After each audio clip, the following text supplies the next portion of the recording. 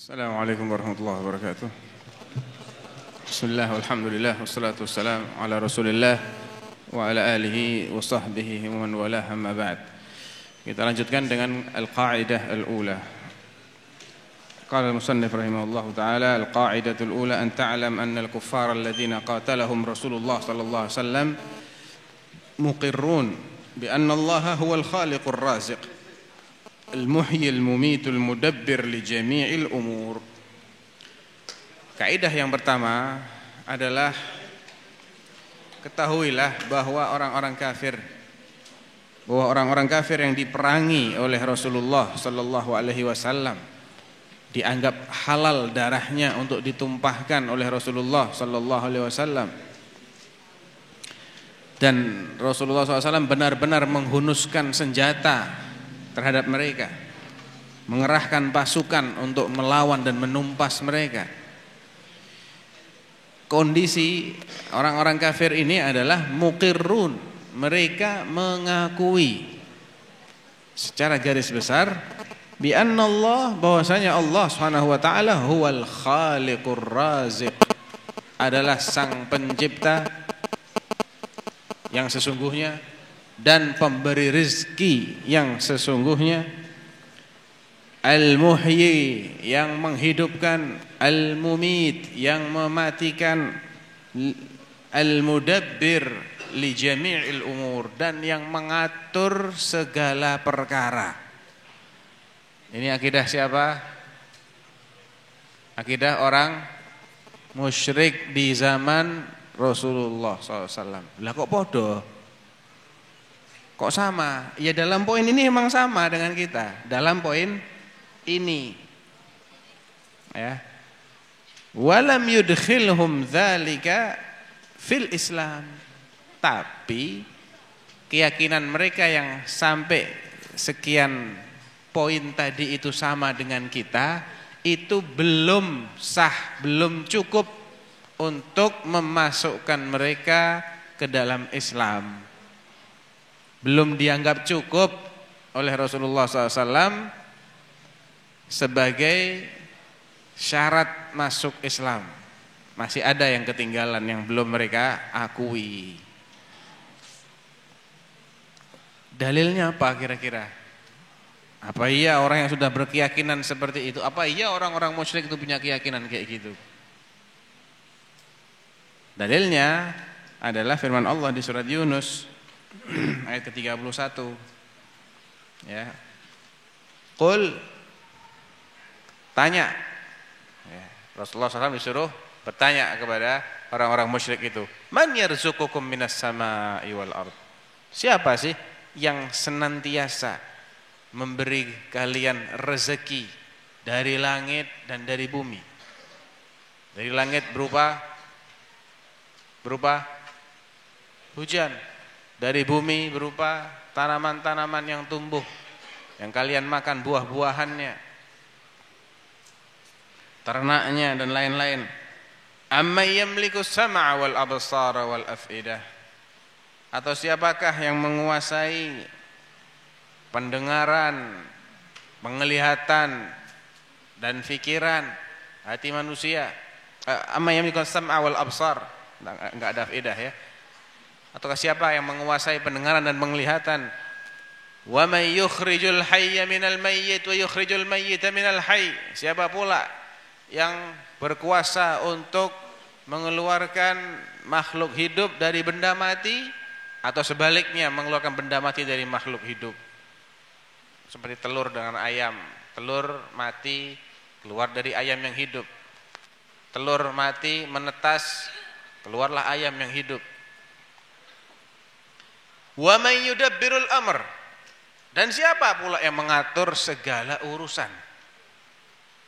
Kalau kamu tanyakan pertanyaan-pertanyaan ini kepada mereka, fasayaqulunallah, maka mereka akan mengatakan Allah. Semua itu Allah yang melakukan, yang menciptakan, yang memberi rezeki, yang memberi pendengaran, penglihatan, yang menghidupkan, yang mengeluarkan yang mati dari yang hidup, atau yang hidup dari yang mati, dan yang mengatur segala urusan itu adalah Allah, kata mereka. Fakul afala tattaqun, Bilang dong sama mereka, kenapa kalian tidak mau bertakwa, tidak takut kepada Allah? Jelaskan di sini, ini akidahnya mereka, akidahnya orang-orang musyrik yang diperangi oleh Rasulullah, yang dihalalkan darahnya oleh Rasulullah, itu punya keyakinan seperti itu. Tapi keyakinan itu tidak cukup, belum dianggap sebagai akidah seorang muslim, belum sah untuk mengeluarkan mereka daripada syirik kepada iman, kepada Islam, kepada tauhid, belum. Ya. Mereka tetap aja dianggap musyrik, tetap dianggap kafir oleh Rasulullah SAW dan diancam kekal dalam neraka kalau tidak segera meninggalkan kemusyrikan dan kekafiran mereka. Dan banyak lagi dalil yang lain, contohnya wala in sa'altahum man khalaqahum la yaqulunallah. Tadi kan tentang penciptaan langit dan bumi. Ada yang bilang, itu kan langit dan bumi. Kalau manusia mereka punya akidah beda. Enggak, sama. Yang menciptakan manusia menurut keyakinan mereka juga cuma Allah. Wala in sa'altahum man khalaqahum. Kalau kamu tanya mereka siapa yang menciptakan mereka, kalian ini siapa yang menciptakan? Mereka bilang Allah yang menciptakan kami, bukan berhala, bukan Lat, bukan Uzza, bukan Manat, bukan Hubal, bukan bintang, bukan matahari, bukan wali, bukan siapapun. Allah yang menciptakan kami. Di ayat yang lain, itu tadi di ayat Az-Zukhruf 87, di surat Luqman ayat 25, wala in sa'altahum man khalaqas samawati wal arda la yaqulunallah. Langit dan bumi pun mereka yakini itu adalah ciptaan Allah. Allah yang menciptakan langit dan bumi. Di ayat yang lain lagi, qul limanil ardu wa man fiha in kuntum ta'lamun. Tanyakan juga, siapa sih yang memiliki? Kalau ditanya tentang status kepemilikan bumi dan apa yang ada di atasnya, mereka bilang semuanya milik Allah. Ya, semuanya milik Allah. In kuntum ta'lamun, kalau kalian benar-benar tahu siapa yang memiliki bumi dan apa yang dan siapa yang ada di atasnya, manusia ini semua milik siapa? Sayaquluna lillah. Mereka akan bilang itu milik Allah. Itu di surah Al-Mu'minun ayat 86.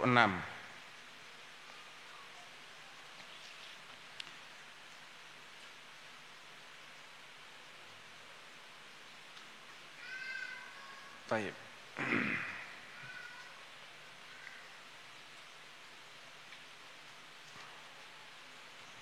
Kemudian di ayat yang lain, qul man rabbus samawati sab'i wa rabbul arsyil azim. Tanyakan juga siapa rabbus samawati sab'a.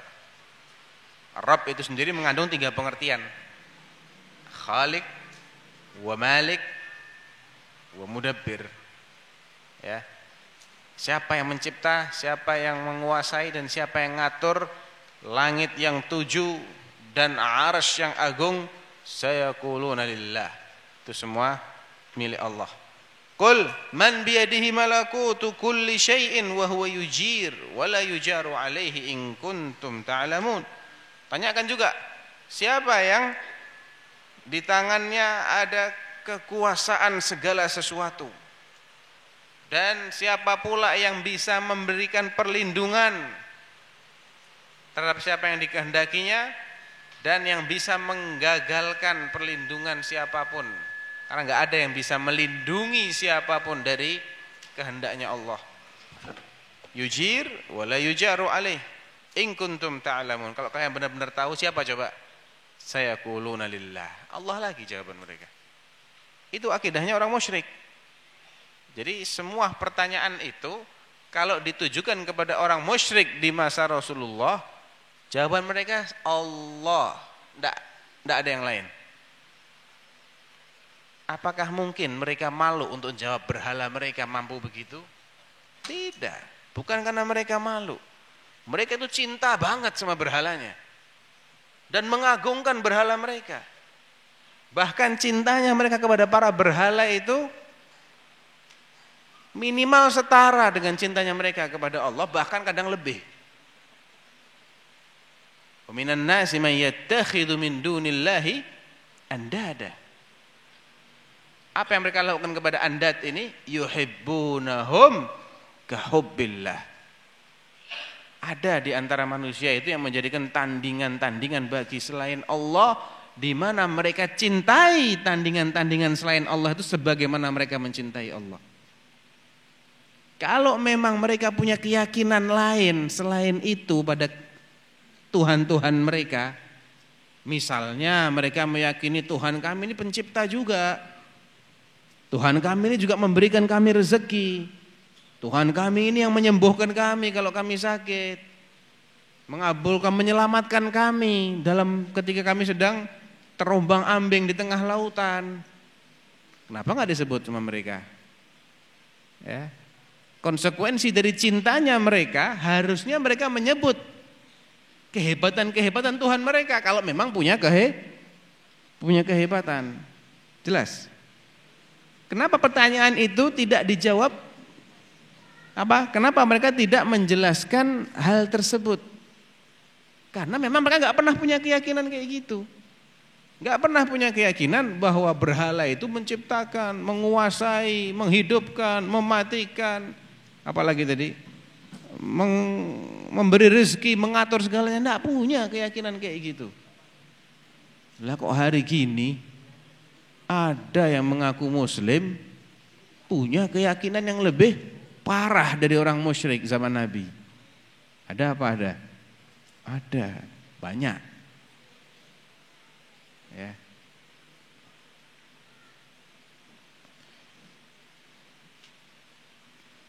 Nah, jadi mereka itu pada dasarnya mengakui rububiyah Allah Subhanahu wa taala, tapi tidak secara sempurna, secara global saja. Karena dalam beberapa kesempatan mereka masih suka menisbatkan adanya manfaat tertentu yang didapatkan dari selain Allah, seperti hujan itu karena pengaruh planet anu, bintang anu, mutirna binau'i kadza wa kadza. Nah, itu adalah syirkun fir rububiyah, bentuk perbuatan syirik dalam segi rububiyah, menisbatkan turunnya hujan kepada selain Allah. Atau tatayyur, menganggap adanya kesialan pada sesuatu. Artinya sesuatu itu bisa membawa sial, itu termasuk syirkun fir rububiyah. Ya, kalau diyakini secara langsung bisa membawa kesialan, itu syirik akbar. Ala kulli hal, secara global mereka masih mengakui rububiyah Allah Subhanahu wa taala. Jadi ini keyakinan orang-orang musyrik seperti Abu Jahal, Abu Lahab, Umayyah bin Khalaf, dan dedengkot-dedengkot kemusyrikan yang lain, yang Allah Subhanahu wa taala dan Rasulnya sallallahu alaihi wasallam telah menjatuhkan vonis kafir musyrik kepada mereka. Jelas dianggap kafir, jelas dianggap musyrik. Bahkan tidak hanya sebatas diyakini, tapi diperlakukan dengan perlakuan yang layak diterima oleh orang-orang seperti itu. Makanya diperangi sama Rasulullah SAW. Dan Rasulullah menjanjikan bagi orang-orang yang memerangi orang-orang dengan keyakinan seperti ini, kalau mereka terbunuh, yang berperang melawan musuh-musuh Allah ini, mereka masuk jannah. Dan perang melawan orang-orang dengan keyakinan Tuhannya Allah, penciptanya Allah, penguasanya Allah, pengatur alam semestanya Allah, yang menghidupkan Allah, yang mematikan Allah, yang memberi rezeki Allah, yang mengatur alam semesta ini semuanya Allah. Perang melawan orang-orang seperti itu adalah puncak ketinggian Islam. Bahkan rezekinya Rasulullah itu dari ghanimah yang diambil dari tangan-tangan mereka.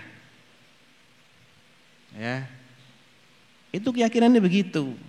Karena apa? Itu belum cukup untuk mengeluarkan mereka dari status musyrik kafir. Belum cukup. Jadi kalau ada orang menyamakan antara rububiyah dengan uluhiyah, itu mohon maaf, dia lebih jahil daripada Abu Jahal. Dia lebih jahil terhadap hakikat din ini daripada Abu Jahal, daripada Abu Lahab. Lebih jahil dia, lebih jahil daripada orang-orang musyrik yang hidup di masa Rasulullah. Kalau disamakan dalam pengertian orang kalau sudah meyakini Allah begitu, itu sudah muslim. Itu namanya orang jahil.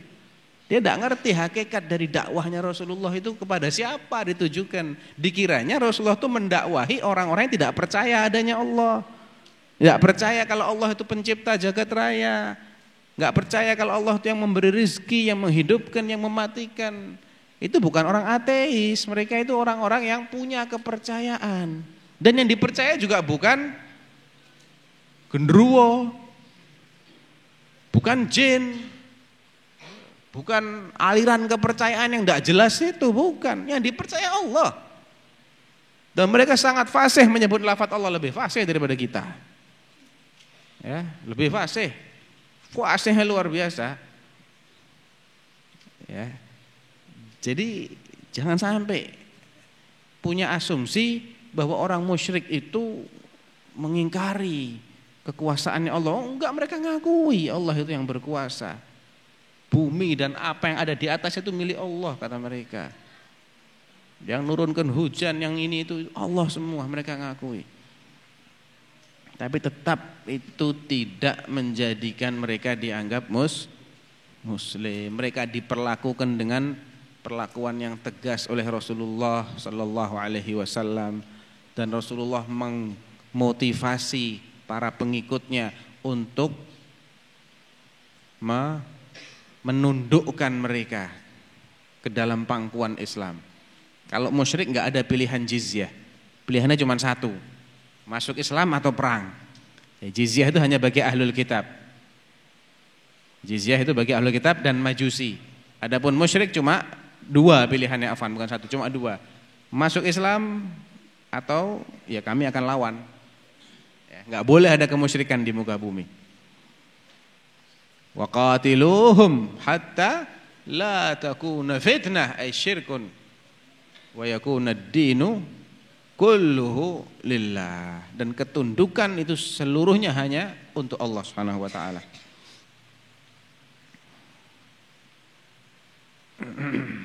Taib. Itu dalil yang pertama yang disebutkan oleh Syekh Muhammad bin Abdul Wahhab rahimahullah terkait keyakinan orang-orang musyrik terhadap sifat-sifat Tuhan mereka, Allah. Ya. Ada dalil lain, dalil-dalil yang menjelaskan bahwasanya orang-orang musyrik di masa itu ketika mereka sedang tertimpa musibah, sedang menghadapi bahaya besar yang mengancam keselamatan jiwa mereka, maka saat itu mereka lupa dengan semua berhala mereka dan mereka hanya menyebut nama Allah. Itu orang musyrik di masa Rasulullah itu kayak gitu. Ya. Ketika tertimpa mara bahaya, terombang-ambing, dihempaskan oleh ombak di tengah lautan, mereka enggak teriak-teriak manggil fulan Rasulullah. Lah, mereka manggilnya Allah. Yang dimintai sama mereka cuma Allah. Dan ini ada dalam Al-Qur'an. Ya, semua ini ada dalam Al-Qur'an. Di antaranya di surah Al-Ankabut ayat 65 dan Al-Isra ayat 67. Al-Ankabut surat ke-29 ayat 65 dan Al-Isra surat ke-17 ayat 67. Di ayat yang pertama Allah mengatakan fa idza raqibu fil fulki, bila mana mereka telah berada di atas kapal, da'awullaha mukhlishina lahuddin. Mereka ikhlas dalam berdoa. Ikhlas artinya murni, tidak menyebut-nyebut berhala mereka dalam doa mereka supaya diselamatkan. Mereka hanya minta keselamatan kepada Allah Subhanahu wa taala. Di ayat yang di surat Al-Isra ayatnya wa idza massakumud durru fil bahri dhalla man tad'una illa iyyah. Ketika kalian mulai terancam oleh bahaya, kalau tadi anginnya tenang, airnya tenang, mendadak angin bertiup kencang dan ombak menghantam ke sana kemari, ya, dhalla man tad'un illa iyyah. Ya, semua yang tadinya kalian sebut-sebut selain Allah itu hilang semua, tinggal Allah saja yang kalian harapkan pertolongannya. Wa idza ghasyahum maujun fidh dhulali da'awullaha mukhlishina lahuddin falamma najjahum ilal barri idza hum yusyrikun. Di ayat yang lain lagi, ketika mereka ini mau digulung oleh ombak, da'awullaha mukhlishina lahuddin, mereka benar-benar minta kepada Allah dengan murni, ikhlas, hanya menyebut-nyebut Allah. Bahkan dalam hadis riwayat An-Nasa'i dengan sanad yang sahih, ketika Abu Jahal, ya, ketika Ikrimah bin Abi Jahal. Ikrimah bin Abi Jahal ini termasuk 10 orang wanted dead or alive. Ketika Fathu Makkah itu ada 10 orang yang wanted dead or alive, hidup atau mati buron ini. Tidak bisa ditangkap hidup-hidup, ditangkap mati juga enggak apa-apa. Ya, sudah dihalalkan darahnya Rasulullah. Salah satunya adalah Ikrimah. Tapi Ikrimah ini anaknya Abu Jahal ini kabur. Datang ke Yaman sana, ada selat yang menghubungkan antara Yaman dengan Afrika, namanya Babul Mandeb. Dia naik perahu ke sana dengan sejumlah orang musyrikin. Dan di antara mereka juga ada yang wanted tadi itu, ada sebagian bergabung dengan Ikrimah. Subhanallah, ombaknya kencang. Ikrimah ini mengusulkan, atau salah seorang dari mereka mengusulkan begini, ayyuhan nas, saudara-saudara sekalian, kalau sudah kayak gini ini, berhala kalian tidak bisa nolong kalian. Udah, kalian mintanya sama Allah aja. Jangan nyebut-nyebut berhala lagi. Ini tidak ada yang bisa nolong kalian, berhala ini. Ya. Ikrimah baru mikir, kalau pas ana butuh kan aja nggak bisa nolong, ya berarti dia nggak ada manfaatnya dong. Sudah, kalau saya ketemu dengan Muhammad, saya mau baiat masuk Islam sama dia. Sadar dia ketika itu. Betul, akhirnya baiat masuk Islam, bahkan jadi orang Muslim yang baik. Dialah yang termasuk menumpas pemberontakannya Nabi palsu dan mati syahid dalam perang, kalau nggak salah perang Yarmuk, ya, radhiyallahu anhu. Yukhrijul hayya minal mayyit. Hayy itu bisa diartikan seorang mukmin, mayyit itu seorang kafir. Ini Ikrimah mukmin, bapaknya dedengkot Abu Jahal. Anaknya mujahid, mati dalam membela agama Allah. Enggak murtad dia, sepeninggal Rasulullah enggak murtad, bahkan dia mati syahid dalam menumpas nabi palsu. Wa idza fa idza rakibu fil fulki da'awullaha mukhlishina lahuddin. Kenapa kok mereka hanya nyebut-nyebut Allah? Karena akidah mereka itu yang bisa nolong ketika itu ya cuman Allah. Itu akidah mereka. Ya. Seandainya mereka meyakini alihah mereka, berhala-berhala mereka bisa nolong, yo mereka cinta banget sama berhalanya. Kenapa enggak disebut-sebut? Ya. Enggak disebut-sebutnya berhala mereka oleh mereka saat itu karena mereka yakin enggak ada manfaatnya ini berhala. Nanti kalau sudah selamat kita syirik lagi. Falamma najjahum ilal barri idza hum yusyrikun. Begitu selamat berlabuh di daratan, balik lagi syiriknya. Jadi syiriknya orang musyrik ketika itu adalah saat aman, kondisi damai, tenang, enggak kelaparan, enggak terancam, mereka syirik. Begitu terjepit, kondisi berbahaya, kelaparan, oh mereka ikhlas.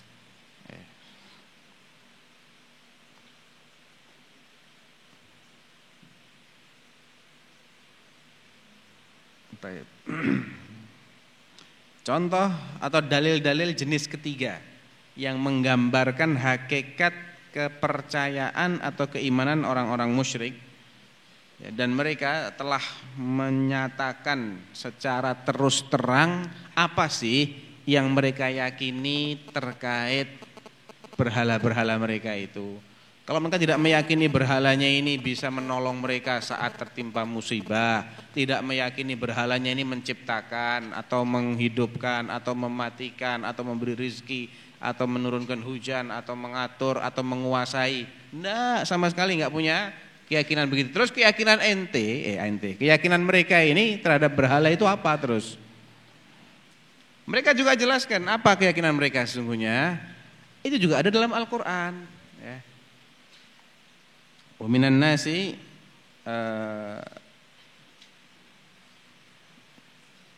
keyakinan mereka itu ada dalam surat Az-Zumar. Walladzina takhadhu min dunihim awliya ma na'buduhum illa liyuqarribuna ilallahi zulfa.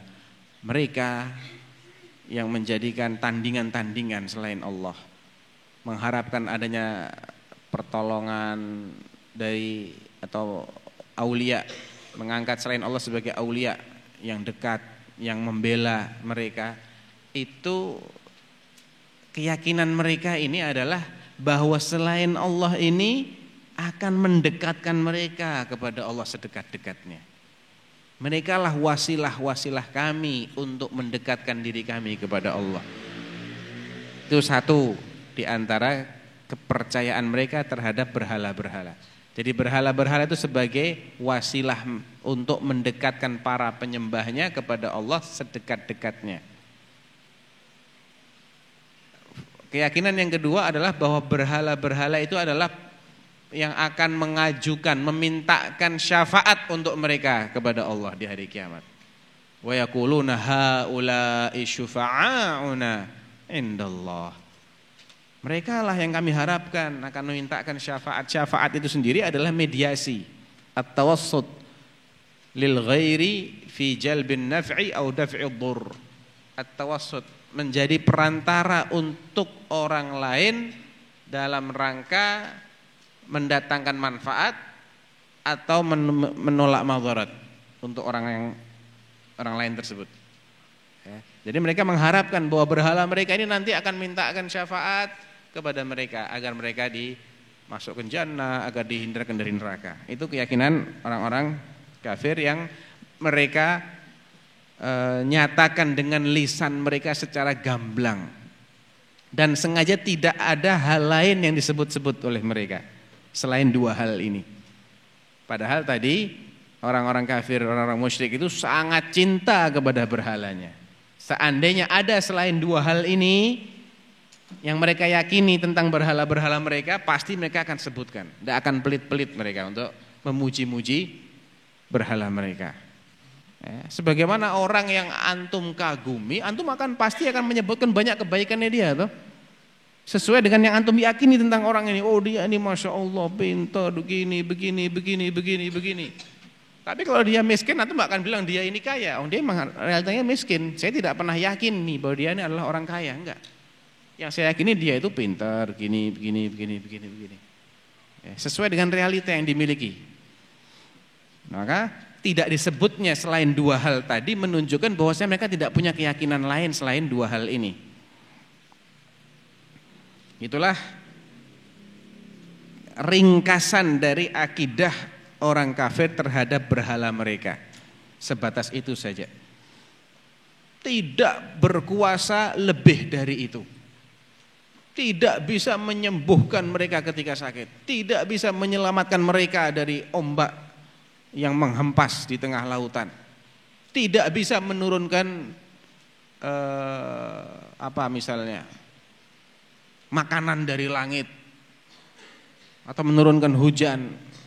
Ini kecuali sebagian kecil. Mutirna binau'i kada wa kada. Fi Sahih Muslim, dalam Sahih Muslim Nabi SAW sebagaimana yang diriwayatkan oleh Ibnu Abbas radhiyallahu anhuma mengatakan annal musyrikina fil jahiliyah kanu yaquluna fi talbiyatihim. Bahkan orang-orang musyrik di masa jahiliyah itu ketika talbiyah mereka membaca begini, labbaik Allahumma labbaik, labbaika la syarika laka labbaik illa syarikan huwa lak tamlikuh wa ma malak.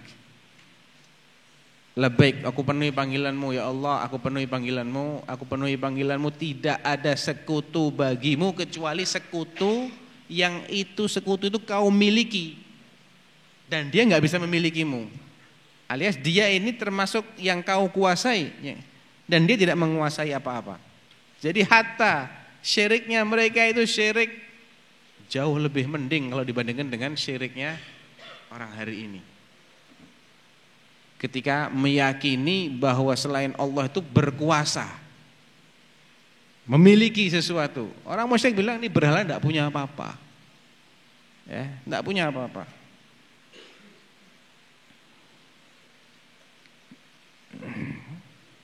Dalil yang keempat, qauluhu subhanahu wa ta'ala, wa ma yu'minu aktsaruhum billah illa wa hum musyrikun, di surat Yusuf ayat ke-106. Tidaklah mayoritas mereka itu percaya, beriman kepada Allah, melainkan dalam keadaan menyekutukan Allah. Jadi Allah Subhanahu wa taala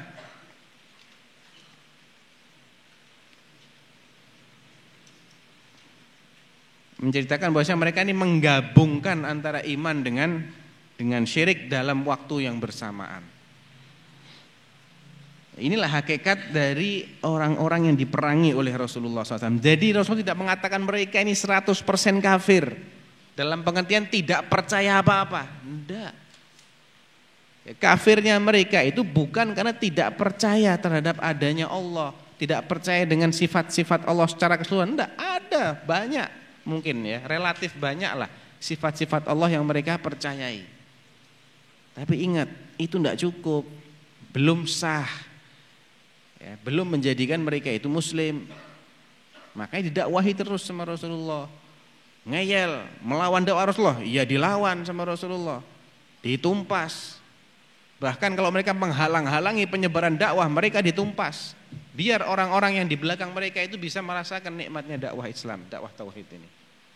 Itu perlakuan Rasulullah SAW kepada mereka. Dan demikianlah Allah memerintahkan Rasulullah untuk memperlakukan mereka. Ya. Bukan karena tendensi apa-apa, bukan.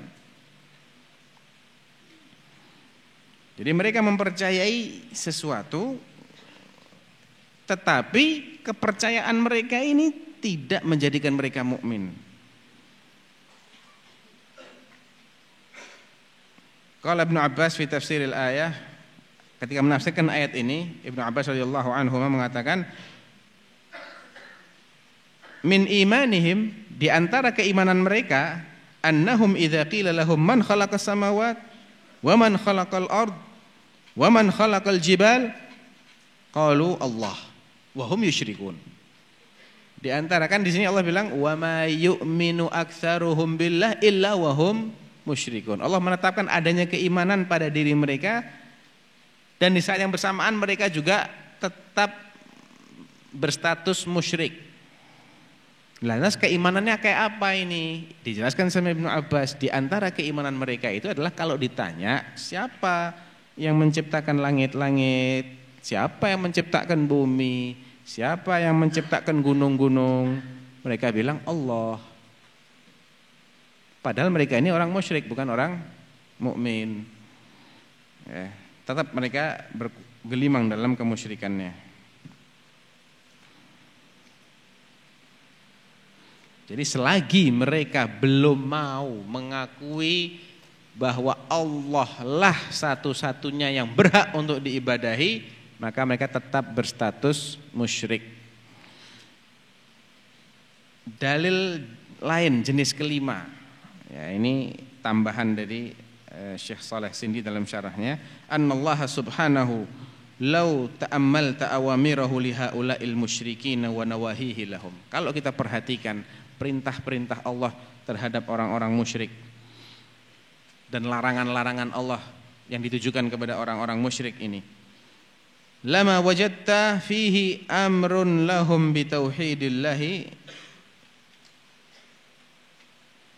fil khaliqiyah wala bitauhidihi fir raziqiyah.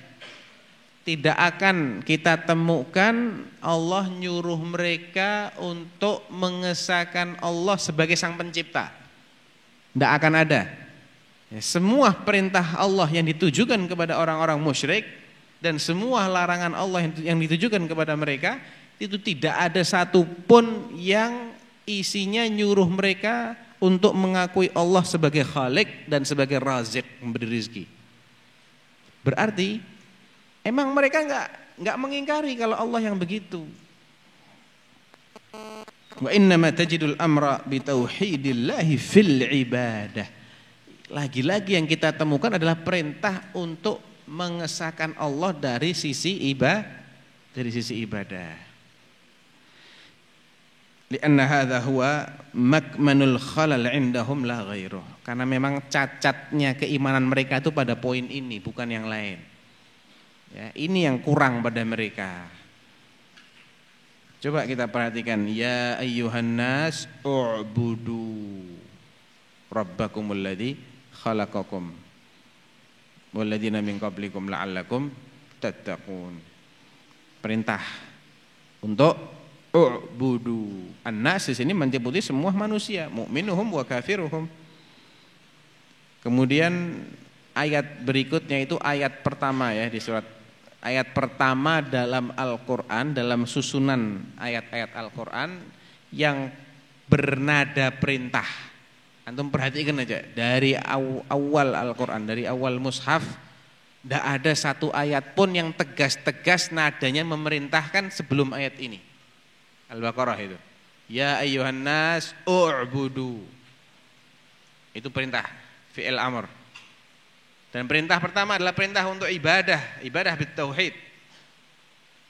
Ayat berikutnya adalah ayat pertama yang nadanya melarang. Sebelum ayat itu tidak ada ayat yang nadanya melarang. Antum cek aja. Ayat pertama adalah ayat berikutnya, alladzi ja'ala lakumul arda firasyan was samaa'a binaa'a wa anzala minas samaa'i maa'a fa akhraja bihi minats thamarati rizqan lakum fala taj'alu lillahi andada. Larangan pertama adalah larangan untuk berbuat syirik. Dan itu yang dilarang adalah umum, manusia secara umum, an-nas. Jadi inilah masalah yang terpenting, kaidah yang terpenting diantaranya untuk memahami hakikat dakwahnya Rasulullah, bahwa orang-orang yang diperangi oleh Rasulullah itu punya keyakinan seperti itu kepada Allah. Tapi sekali lagi keyakinan itu tidak menjadikan mereka beriman.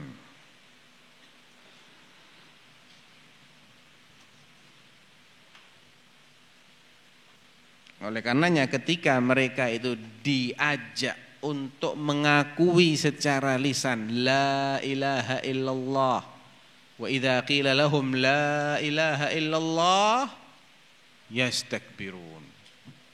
Moh semua, gengsi semua, takabur semua untuk mengakui hal tersebut secara lisan. Seandainya ini ya, seandainya pengakuan secara lisan itu dianggap cukup dan Nabi SAW hanya menuntut mereka untuk mengucapkan syahadat saja tanpa harus memiliki sikap tertentu, seandainya cuma syahadat, kenapa mereka tidak mau? Kenapa mereka tidak mau? Seandainya Nabi cuma nuntut mereka untuk mengucap syahadat. Tidak maunya mereka bersyahadat itu karena mereka faham betul Nabi itu enggak nyuntut hanya untuk itu, enggak. Nabi itu maunya kita tinggalkan semua berhala-berhala ini. Itu yang kita tidak bisa, kata mereka. Yastakbirun wa yaquluna a inna latariku alihatina li sya'irin majnun. Masa kita suruh ninggalkan Tuhan-Tuhan kita yang selama ini kita cintai, kita ibadahi, kita bersumpah dengan menyebut namanya, kita tawaf mengelilingi dia, kita bernazar untuk mereka, kita hidangkan saji-sajian buat mereka. Masa ini semua kita tinggalkan untuk mengikuti ucapan si penyair Majnun hadza? Ya, ini menunjukkan bahwasanya mereka juga paham dakwahnya Rasulullah itu bukan dakwah bil kalam, bukan cuman kalam, lisan, ucapan, bukan, tapi harus ada konsekuensi setelah itu.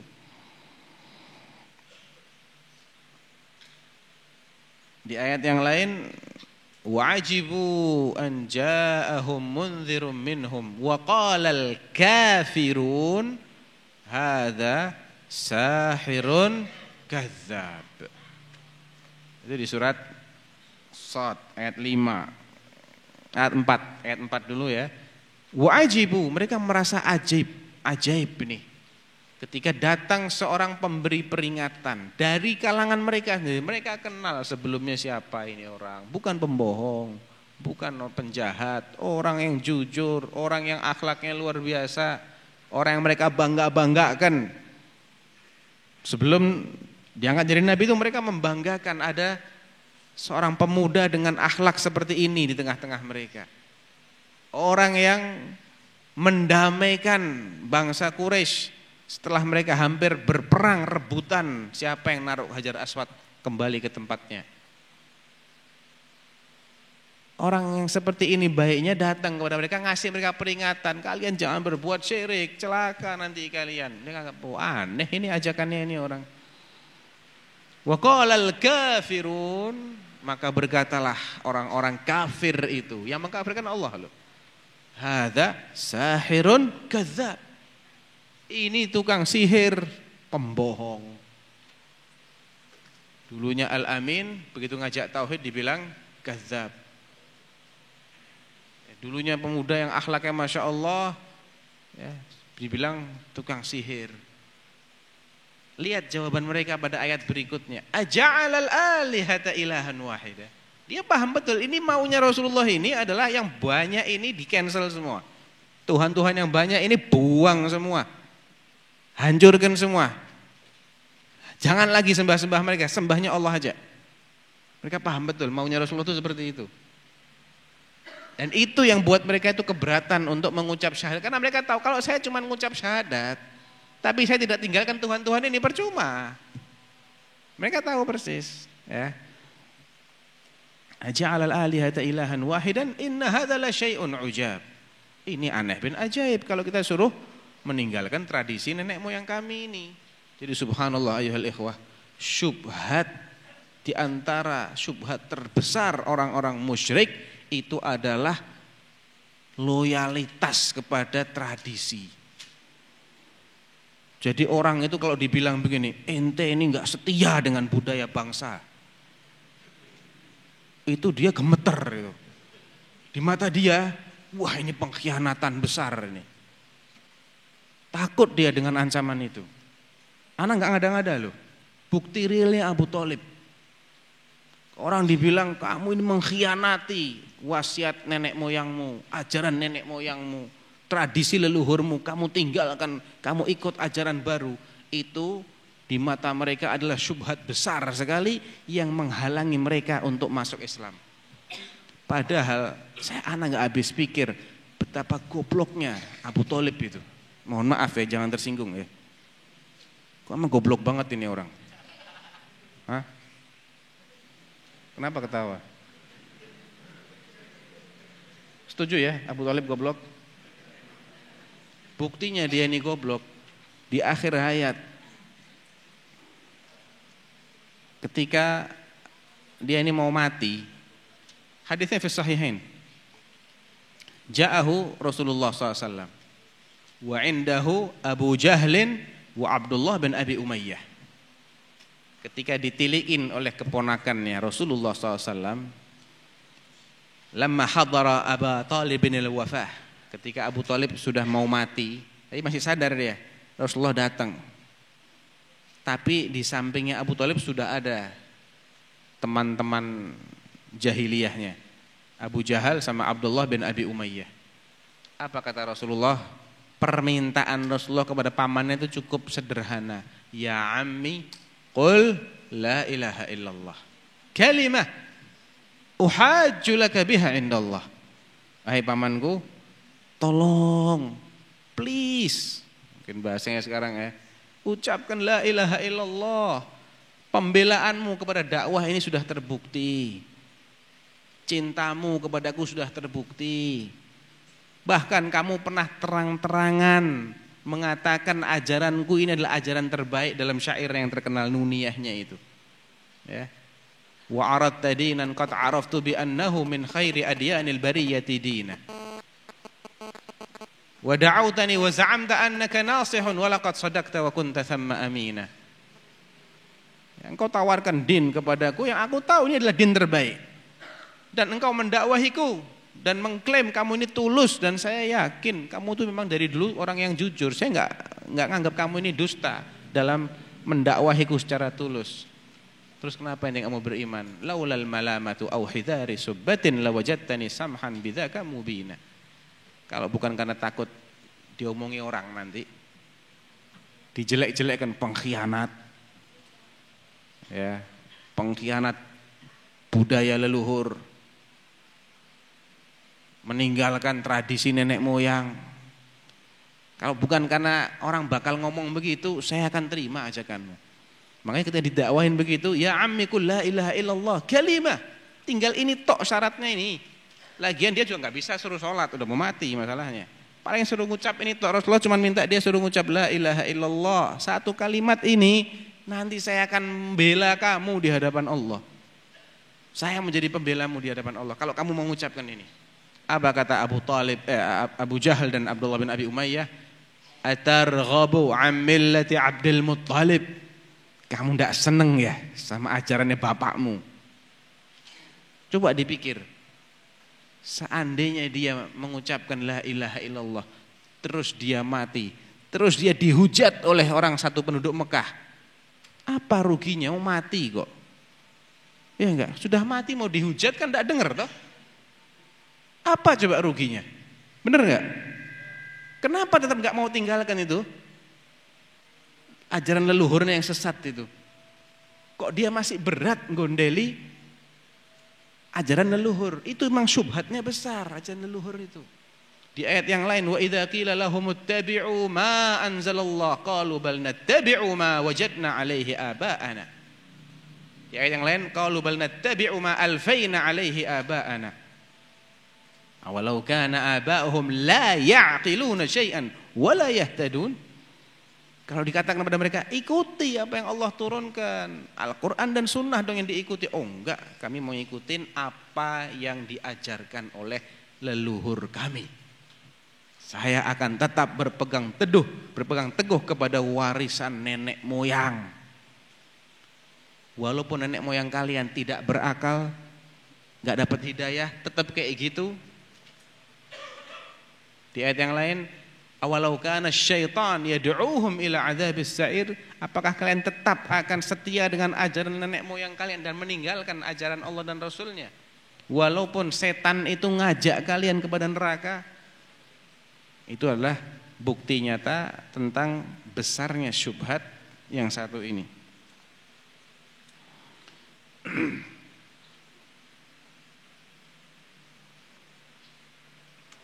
Baik.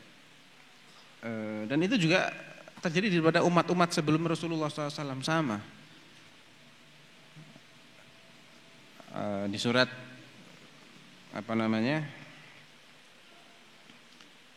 Allah berfirman tentang Nabi Ibrahim ketika diskusi dengan bapaknya, ma hadhihit tamathil. Bapakku, apa sih patung-patung yang kalian senantiasa bersemedi di depannya ini, iktikaf di depannya ini? Ma hadhihi tamathilul lati antum laha aakifun? Qalu wajadna aba'ana, ya, laha abidin. Enggak, ini cuman kami melanjutkan kok kebiasaan ayah-ayah kami. Leluhur kami memperlakukan patung-patung begini, kami cuma melanjutkan saja. Jelek gitu loh. Apa salahnya? Kan ini bentuk loyalitas kami, kecintaan kami kepada nenek moyang. Ini syubhatnya di sini. Ya. Ditanya lagi, qala hal yasma'unakum idz tad'un aw yanfa'unakum aw yadurrun? Loh, lah memangnya mereka ini bisa mendengar permintaan kalian kalau kalian panggil-panggil nama mereka? Oh, mereka bisa memberi kalian manfaat atau bisa mencelakai kalian? Tetap jawabannya, ya pokoknya kami diajari begini, titik. Tidak mau berpikir lagi.